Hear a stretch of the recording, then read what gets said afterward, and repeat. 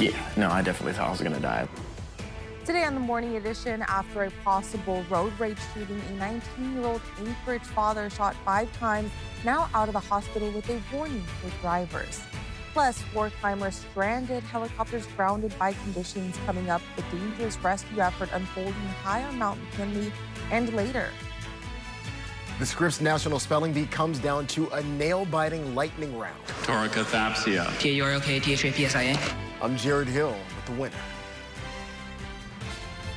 Well, the National Spelling Bee, how exciting. We're about to find out a winner. Yeah, I was looking at that word, and yeah, don't even get me to try and spell it, because a lot smarter than me when it comes to those words.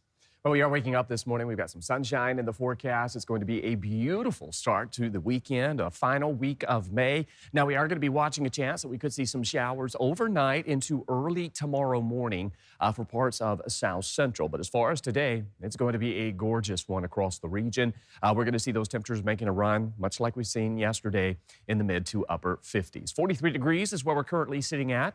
We could see some breezy conditions up to about 20 miles per hour today, but largely expecting overall a dry weather pattern and fairly quiet conditions for most locations. There is some rain showers that's sweeping to the southwest out of the Copper River Basin and moving through parts of Prince William Sound. Elsewhere across South Central, it's fairly quiet. And then as you head into the interior, the remnants of thunderstorms from yesterday is more in the way of some showers as we start off your Friday morning. And we'll also be watching additional rounds of some thunderstorms that will develop later this afternoon. So we're kind of in that summer-like weather pattern where we're going to begin to see some of those storms firing through the interior. Now here across South Central, as we head throughout the day, again, we are going to hold on to those partly cloudy conditions. Well, really going to call it mostly sunny to partly cloudy, depending on where you live across South Central. Now, there will be parts of the valley as well as into the Copper River Basin that may actually hold on to mostly cloudy skies through most of the day. So really depends on where you live across South Central if you'll see that ample sunshine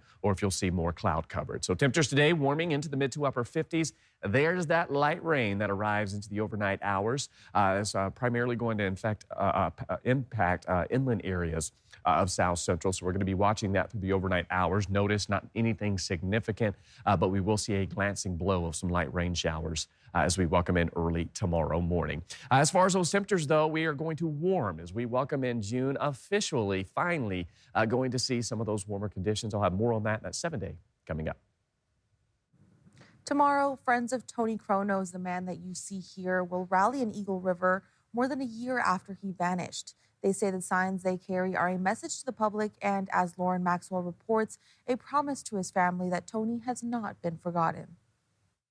This is one of the signs friends will be carrying at a rally in Eagle River on Saturday. It's a reminder to the public that 40-year-old Tony Kronos is still missing, and also a message to his family that Tony has not been forgotten. We know that you're going through this hard thing. We know that this can't be easy, and that we're here for you, as simple as that. Getting answers has not been easy either, according to friends who are frustrated with how the Anchorage Police Department has handled the case. Kronos was last seen near his Eagle River home in early March of 2025.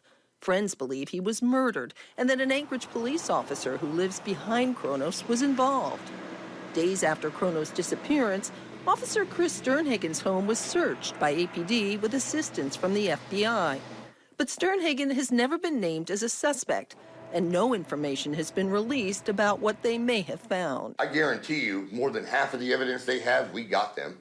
So why are they not out there advocating for my brother and making themselves appear to be doing their job instead of just sitting back and waiting for whatever to happen? In the meantime, Kronos' friends have doubled down, keeping a Facebook page alive they say has brought in leads, but also hope. I'm hoping that something positive will come out of this in the end, and hopefully we'll have some kind of closure at one point for our friend. They say they'll keep pushing to keep the case alive. Lauren Maxwell, Alaska's news source. We reached out to the Anchorage Police Department, which declined an interview but provided a statement. It says Officer Chris Sternhagen is still employed by the Anchorage Police Department and that detectives are still actively working the Kronos case with support from the FBI. A man is now charged in an Anchorage road rage shooting that left a 19-year-old father shot 5 times. Joseph Lamali appeared in jail court Thursday for his arraignment. Prosecutors say he fired from a moving vehicle near Lake Otis and Northern Lights on May 13th. Court records say witnesses identified the vehicle as a 2020 Chevy Equinox, which is registered to Lamali. He is charged with first-degree assault, first-degree weapons misconduct, multiple other assault counts, and reckless endangerment. The victim, Mikhail McCarty, says he is relieved a suspect has been arrested, but will never forget what happened. Yeah, no, I definitely thought I was gonna die. Like, when I started spitting up blood, I was like, this is it. Like, I can't breathe. I kept trying to breathe, but I don't know. I kept telling my girlfriend I'm dead. Like, I just kind of gave up. I was like, I'm dead, baby, I'm dead. But they kept me alive. Yeah, as soon as I was in the ambulance, I was like, you know what, I feel like I'm gonna survive. Police say McCarty identified Lamali in a photo lineup while he was still in the hospital. Lamali's bail is set at $50,000. This morning, we're hearing from an adventure guide about the risks of exploring and climbing after 4 climbers became stranded on Mount McKinley after falling near Denali Pass. Denali National Park and Preserve officials say it started late Wednesday. Helicopter operations are waiting for conditions to improve to help out. Officials say the climbers were part of a 7-person team that was last seen more than 18,000 feet on the peak. 3 climbers of the team made it back to high camp at about 17,000 feet after tending to their fallen teammates. The climbers' conditions and other information haven't been released yet. Adventure guide Kate Evans says this is a reminder of the dangers climbers face every day and the preparation that is needed to stay safe. You want to know what your risk tolerance is, what your training is, what your teammates' training is. You really need to know crevasse rescue, avalanche rescue, how to mitigate any of those risks by understanding snowpack, by being able to travel and communicate with your team. Evans says before heading into Alaska's high mountains, have certified training in wilderness first aid skills, also have a clear plan to stay in communication, and remember each climber should also have their own rescue setup and know how to use it. Town Square Park is getting ready for a major change. Last night, Anchorage leaders broke ground on a $5 million overhaul designed to make the downtown park safer, brighter, and more active year-round.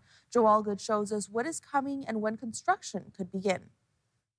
The municipality of Anchorage broke ground on a remodel to Town Square Park, a multi-million-dollar project that they hope will revitalize downtown. Let's get to work and break some ground. 3, 2, 1, break some ground. Woo! Mayor Suzanne LaFrance says the overhaul has long been a goal of her administration and calls the new design, quote, incredible. Improving public safety and opening this park to be accessible and vibrant year-round has been my top priority. And when I came into office 2 years ago, my team set a goal to revitalize downtown, to bring more residents and visitors here, to welcome more concerts and community celebrations here as well. The change is part of a master plan the Muni has considered for years. It includes improved sight lines, more lighting, 2 new stages, and a market area next to the Alaska Center for the Performing Arts. And I also want to thank voters who not only approved 1 bond, but 2 bonds back to back to support this project. Approximately $2.8 million in voter bonds, with the other half coming from donations the Anchorage Park Foundation has received. This is a $5 million project, and we are still raising the last $1 million. The Rasmussen Foundation has agreed to match half of that $1 million if it's raised. If we can raise this last $500,000, we'll be so grateful to the Rasmussen Foundation to topping it off and helping us raise the last little bit. But regardless, construction will start this summer, and the hope afterwards? Downtown Anchorage is going to be hopping. The Muni is waiting for contracts from the State Department of Transportation so that they can park construction vehicles on the road. They're saying they'll hopefully have the park closed by next week. Joe Allgood, Alaska's news source. Former Governor Bill Walker says he's making plans to run for governor again, but his final decision will be made on Monday. He filed paperwork to run in the election today. Walker was governor from 2014 to 2018. His most recent run was 2022, which he lost to Governor Mike Dunleavy. If he decides to enter, he'll be one of 18. He says his main priority would be creating a fiscal plan. And here's how he said he made the decision to run. Just when I saw that nothing was happening, yet another session went through without a comprehensive fiscal plan. And I worry that I look at what happened on education in Alaska. I worry about that. I worry about, the Alaska Marine Highway. We're hanging on by our fingernails in so many areas that we really, really, really need.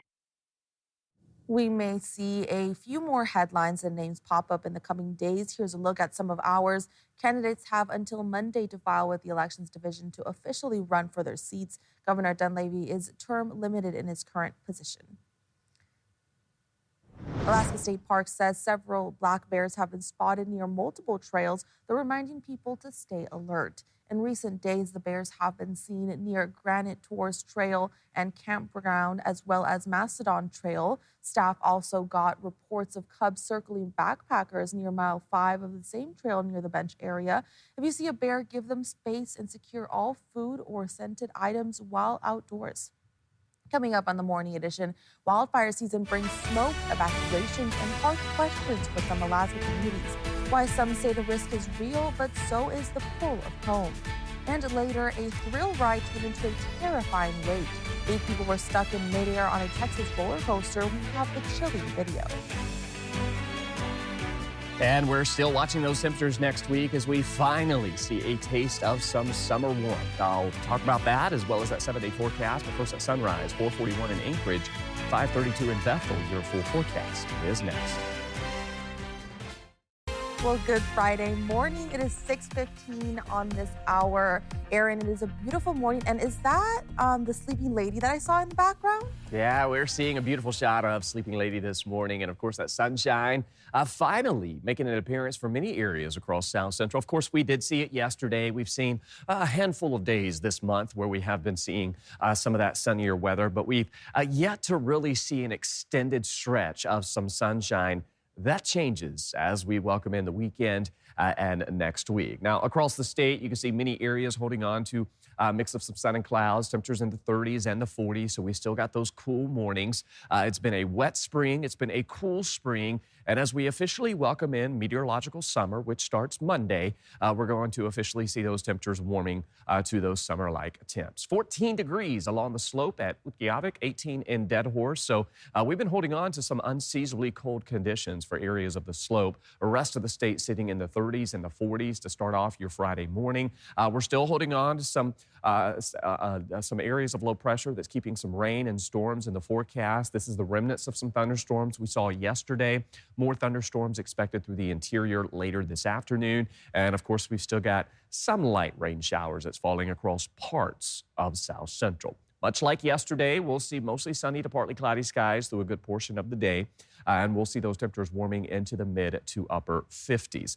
We may even see a few 60-degree readings across South Central. So there's our rain that we're dealing with this morning that's moving off towards the southwest. We're going to be watching this band of some showers overnight into early tomorrow morning. That will bring us a glancing blow of some light rainfall. Better chance will be into northern parts of the Susitna Valley, particularly out towards the foothills of the Talkeetna Mountains. And then as we welcome in the weekend, we largely stay dry. Can't rule out some isolated activity, and that will continue as we welcome in early next week as well. But the overall trend is drier conditions, more sunshine, and some warmth taking hold. Now, when it comes to the rainfall, check it out through the overnight hours into tomorrow.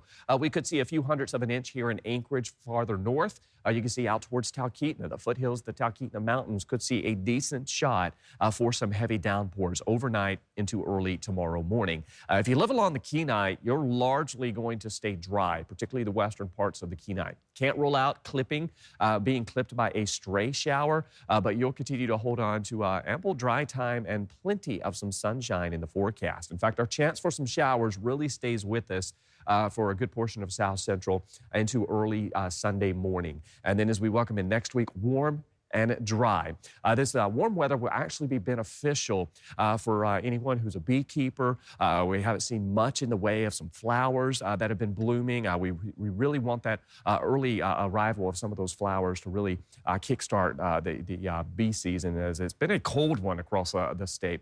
57 degrees in Anchorage today, as well as Fairbanks, 60 degrees in McGrath, 44 in Kotzebue. I know these cooler mornings, as well as the wet weather pattern, certainly has been keeping many locations or many areas keeping people from getting outdoors. But thankfully, we've got some sunshine heading our way. You can see those temperatures, 58 degrees by Sunday on into next week. We're talking about highs in the mid to upper 60s and Adelmi potentially chasing 70.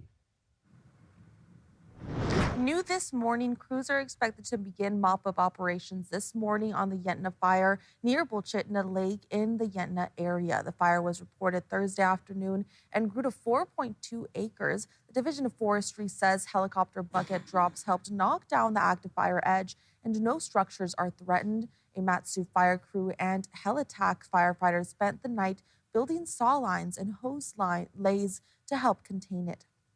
As fire crews work the Yentna fire, another Alaska community knows what it means to live with wildfire risk year after year. Anderson has seen evacuations, smoke, and clear pattern of fire threat, but residents say they are not ready to leave. Adrienne Peterson explains why. As the city of Anderson works with students to build cabins for firefighters who come each summer, there's a clear pattern of wildfire threat to the community. But residents say that risk isn't unique. The fire danger is everywhere in Alaska. And if you live in Fairbanks, you know the smoke could be so thick that it's really not comfortable living there. And even with past evacuations from nearby fires, many say they still feel secure in Anderson. We have the highway to our east side. We have the river that wraps around us on this side. And then on the south end, we have Clear Space Force Base, which is a very large installation with its own fire coverage. Others say the community connection and beauty also outweigh the risks. The community itself is pretty great. We have movie nights and stuff, so the community is great. The fires is a whole separate issue. Even with the fires and everything, Anderson is beautiful to see in the summer. The sky is beautiful, even with the fires. I think that's like the main reason also, because the community is a great community. But residents say they're always aware of the risk, even as they honor the firefighters who come back almost every year to protect them. Adrienne Peterson, Alaska's news source. Thanks for listening to our podcast. Click subscribe so you can get the latest podcasts from Alaska's news source automatically. And stay up to date with breaking news and in-depth reporting. Available for free 24/7 with the Alaska's news source app.